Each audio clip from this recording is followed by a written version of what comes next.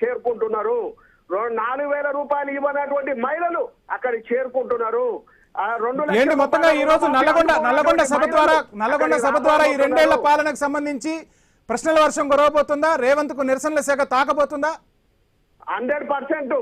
2,500 రానటువంటి వాళ్ళు, 4,000 రూపాయలు రానటువంటి వాళ్ళు, తులం బంగారం రానటువంటి వాళ్ళు, 2 లక్షల రుణమాఫీ కానటువంటి వాళ్ళు, ఆ మహిళలందరూ కూడా ఇవాళ ఆ సభలో రచ్చ రంబోల చేయబోతున్నారు. రాసి పెట్టుకోండి. ఎప్పుడు కూడా ఈడ సాయంత్రానికి ఇదే బ్రేకింగ్ 100% పెట్టుకోండి మీరు. ఎందుకంటే మమ్మల్ని డిఎస్పీ గారు కానీ ఎస్పీ గాని నిర్బంధనం చేసి అలా పివి నరసింహారావు జయంతి సందర్భంలో మేము దండేస్తాను పోతే కూడా ఆపే పరిస్థితిలో ఉన్నారు. ఆడికి ఎస్ఐ గారు వచ్చిండ్రు, కన్విన్స్ చేస్తున్నాం మేము పివి నరసింహారావు. ఎందుకంటే వాళ్ళు గుర్తు పెట్టుకొని పివి నరసింహారావుకు దండేయాల్సినటువంటి వాళ్ళు మేమేస్తున్నాం. ఎందుకంటే భారతదేశంలో ఒక ఆర్థిక సంస్కరణలు తీసుకొచ్చి అలా అందరం బాగున్నామంటే పివి నరసింహారావు చలువ. అందుకే ఆయన జయంతి సందర్భంలో ఆ రోజు మన కల్వకుంట్ల కేసీఆర్ గారు ఏదైతే ఏర్పాటు చేయించిందో ఈ నల్గొండల పివి నరసింహారావు భూపాల్ రెడ్డి గారు ఆ విగ్రహానికి జయంతి సందర్భంగా ఈ రోజు దండ వేయబోతున్నాం. భూపాల్ రెడ్డి గారు 4 గంటల తర్వాత మీరు ఏం జరుగుతుందో ఆ సభలో ఏం జరగబోతుందో చూద్దురు. భూపాల్ రెడ్డి గారు, నల్గొండ అంటే ఉద్యమాలు గుర్తొస్తాయి. అది కమ్యూనిస్టులు అవ్వచ్చు, తర్వాత తెలంగాణ సాధించడం కోసం బీఆర్ఎస్ ఉద్యమాలు అవ్వచ్చు.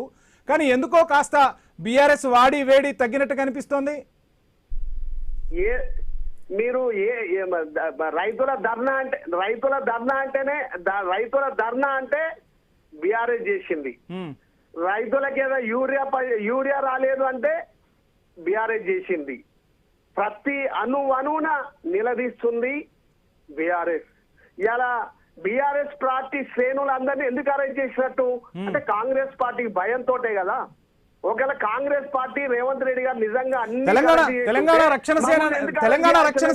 తెలంగాణ రక్షణ సేన నాయకులు గాని కార్యకర్తలు గాని సభా ప్రాంగణానికి చేరుకొని ఆందోళన చేస్తుంటే 10 ఏళ్ల పాటు పాలించారు.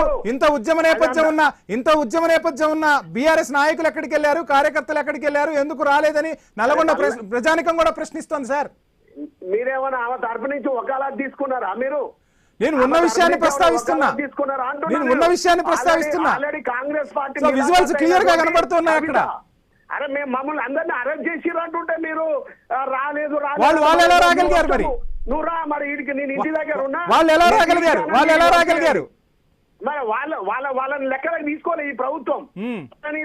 వాళ్ళని రక్షణ పార్టీని లెక్కలకు తీసుకోలే. వాళ్ళంతా match fixing case. Revanth Reddy గారు కవిత మ్యాచ్ ఫిక్సింగ్. అందుకే వాళ్ళని లెక్కలకు తీసుకోలేదు. మమ్మల్ని లెక్కలకు తీసుకొని అరెస్ట్ చేసిండ్రు. సాయంత్రం చూస్తారు 4 గంటల తర్వాత ముఖ్యమంత్రి సభలో బీఆర్ఎస్ పార్టీ ఏంది, బీఆర్ఎస్ పార్టీ నాయకులు ఏంది, 2,500 రాని మహిళలు ఏం చేస్తారు, 4,000 రూపాయలు రాని మహిళలు ఏం చేస్తారు, 2 లక్షల రూపాయలు రుణమాఫీ రాని మహిళలు ఏం చేస్తారు. మిమ్మల్ని అరెస్ట్ చేశారంటే సాయంత్రం చూద్దాం. భూపాల్ రెడ్డి గారు, మీరు చెప్తున్నట్టుగా మిమ్మల్ని హౌస్ అరెస్టులు చేశారు. సరే, కాంగ్రెస్ నేతలను కూడా కొంతమందిని హౌస్ అరెస్ట్ చేస్తున్న పరిస్థితి కనిపిస్తుంది. సో ఏంటి అసలు కాంగ్రెస్ లో ఈ గందరగోళం ఎందుకు వస్తుంది ఏంటి? ఆయన రేవంత్ రెడ్డి గారు సభ ఈడు ఎందుకు పెట్టిందని అడుగుతున్నా నేను. ఈ నల్గొండకి ఏమైనా ఉపయోగం అవుతుందనా? ఏం కాదు. ఆయన మంత్రి పదవి కాపాడుకుంటేందుకు ఇలా సభ పెట్టిండు. ఆ సభ కూడా గతంలో మేము కేటీఆర్ది ప్రభుత్వంలో ఉన్నప్పుడు నేనే కేటీఆర్ సభ పెట్టినా, ముఖ్యమంత్రి కేసీఆర్ సభ పెట్టినా. ఆ 2 సభలకు కూడా సొంతంగా మేమే ఏర్పాటు చేసుకున్నాం. ఎక్కడ కూడా రూపాయి ఖర్చు కూడా ప్రభుత్వం మీద వేయలే. మరి ఇవాళ మొత్తము దగ్గర 10 కోట్ల రూపాయలు ఖర్చు పెట్టి డ్వాక్రా మహిళల్ని, తర్వాత సమాజ సంఘాల మహిళల్ని తీసుకొచ్చి అలా మీటింగ్ ఏర్పాటు చేస్తున్నారు. 10 కోట్ల రూపాయలు దేనికోసం ఖర్చు పెడుతున్నారు? ఈ నల్గొండకి ఏం ఉపయోగం అవుతుంది? 10 కోట్ల రూపాయలు ఖర్చు పెట్టి మంత్రి పదవి కాపాడుకుంటానుక. మొత్తంగా ఏం జరగబోతుందంటారు? 4 గంటల తర్వాత ఏం చూడబోతుంది తెలంగాణ ప్రజానికి? చెప్పాలి, మీరే ఐన్యూస్ లా చూపియండి. చూపిస్తాం ఖచ్చితంగా. కానీ మీరు 4 గంటల తర్వాత నల్లగొండ వేదికగా రేవంత్ సర్కార్ కి నిరసన శాఖ తగలబోతుందా?